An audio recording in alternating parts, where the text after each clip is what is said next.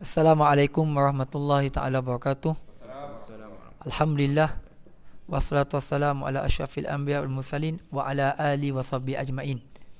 InsyaAllah hari ini kita akan teruskan lagi bacaan hadis daripada kitab Riyadhus Salihin min kalamin sayyidil mursalin bab sabar.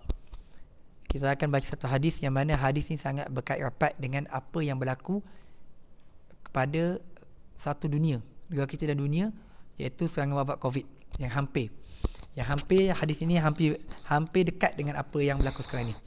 Hadis daripada an Aisyah radhiyallahu anha qalat annaha sa'alat Rasulullah sallallahu alaihi wasallam anit ta'un fa akhbaraha annahu kana azaban yab'athuhu Allah ta'ala ala man yasha faja'alahu Allah ta'ala rahmatan lil mu'minin falaysa min 'abdin yaqa'u fi ta'un fayamkuthu fi baladihi sabiran muhtasiban ya'lamu annahu la yusibuhu illa ma kataballahu lah illa ma kana lahu mislu ajri syahid.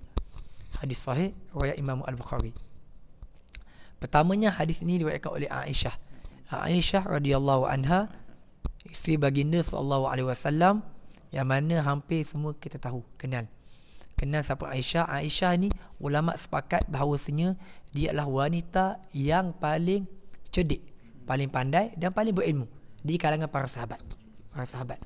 Dan bukti dia, bila Aisyah meninggal, para sahabat datang minta fatwa.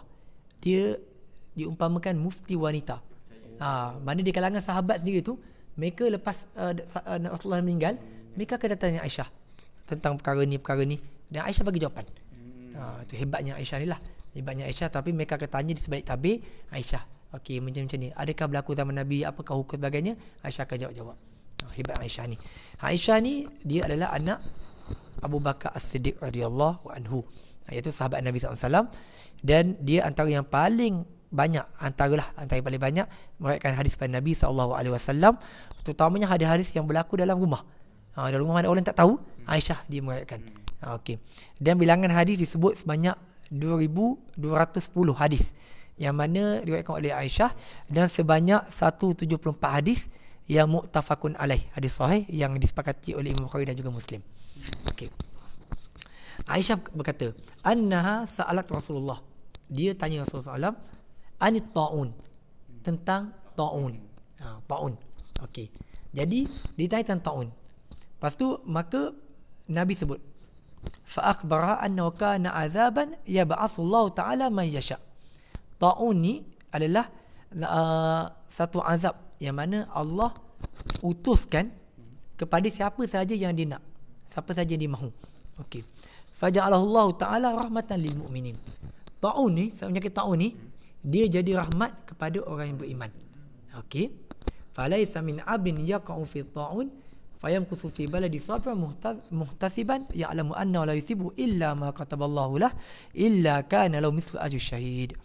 Jadi dia rahmat bagi orang beriman. Satu. Kedua, tak adalah siapa yang bila berlaku yang taun, dia stay, dia berada di tempat dia, berada di rumah dia, berada di negeri dia, berada di daerah dia sebagainya, di mana dia bersabar dalam keadaan yang berlaku tu, taun tu, dan dia mengharapkan keampunan. Mengharapkan keampunan, annahu la yusibu illa ma kataballahu lah, tapi Allah takdirkan selepas itu dia meninggal dunia.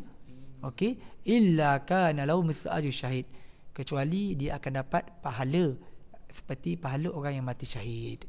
Hadis ni hadis yang tentang taun. Okey. Ustaz. Kalau tengok pada hadis ni kan, bercakap pasal taun. Okey. Kalau sekarang, apa beza taun dan wabak? Okey, terima kasih. Tentang apa perbezaan taun dan juga wabak kan. Okey. Sebab tentang taun dan wabak, adakah apa yang berlaku sekarang ni, COVID-19, boleh dikira sebagai taun? Betul soalan macam tu? Okay, ataupun benda yang berbeza. Okey, sebenarnya ulama berbeza pandangan tentang perkara ini. Adakah taun yang disebut dalam hadis Nabi SAW, hadis Nabi, apa yang berlaku pada zaman para sahabat, zaman Umar dan lain-lain, adakah sama seperti mana taun yang berlaku sekarang ini, ataupun COVID-19 yang ada sekarang ini, yang kita tahu sekarang ini kan?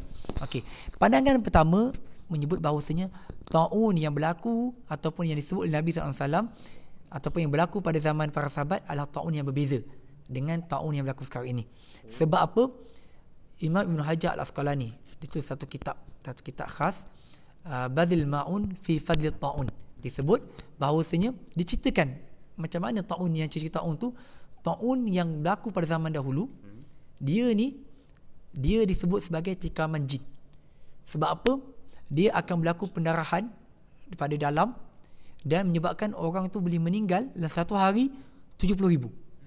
Oh, cepat ramai meninggal. Sekaligus. Dia mati dalam masa yang cepat. Cepatlah. Jadi macam tu. Dan disebut juga bahawasanya Nabi sebut tentang taun ni, mana benda tu telah dikenali pada zaman itu. Para sahabat dia tak bertanya sebagainya, mana dah dikenali.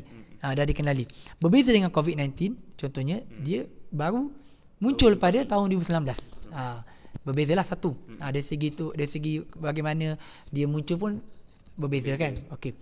Pendapat yang kedua menyebut asalnya taun ini dia merujuk pada kullu wabain amun yahilu bil ardi fa yusibu ahluha wa yamutun nasu fihi wa yamutun nas minhu, iaitu setiap wabak, apa-apa dia wabak yang yang mana dia muncul atas muka bumi dan dia akan menyebabkan orang meninggal dan dia tersebar dengan cepat. Jadi tersebar maknanya dengan cepat ataupun tersebar dengan meluas. Jadi ini bermakna apa-apa saja wabak yang penyakit yang menyebabkan ramai orang meninggal, yang tersebar, dia mengambil hukum taun. Ini pendapat kedua pada para ulama. So di sini kita tengoklah macam mana. Sebab kalau berpegang pada pendapat pertama, maknanya dia tidak maknanya dia berbeza lah. Kalau pendapat kedua maknanya dia yang sama. Tetapi prinsip-prinsip ni kita boleh pakai. Contohnya bila taun disebut, bila berlaku taun janganlah kamu masuk ke tempat tu. Bila kamu berada di situ jangan kamu keluar. Itu apa yang kita kenal sebagai kuarantin sekarang ni. Itu adalah prinsip yang terpakai kat mana pun. Sama juga kalau kita kena sabar, kita akan dapat pahala, itu juga sampai. Maknanya kita boleh pakai prinsip itu. Walaupun ulama berbeza pandangan adakah taun itu yang dimaksudkan taun yang sama dengan para sahabat ataupun tidak, wallahu alam. Jadi kalau sama maknanya dapatlah pahala syahid. Kalau tidak, walaupun tak pada syahid, pahala bersabar, cara untuk kaedah-kaedah kita jangan masuk, semua itu kita boleh pakai. Okey. Setakat itu saja kita pada hari ini. InsyaAllah kita akan jumpa lagi pertemuan akan datang. Wallahu alam. Wabillahi taufiq. Wassalamualaikum warahmatullahi taala wabarakatuh.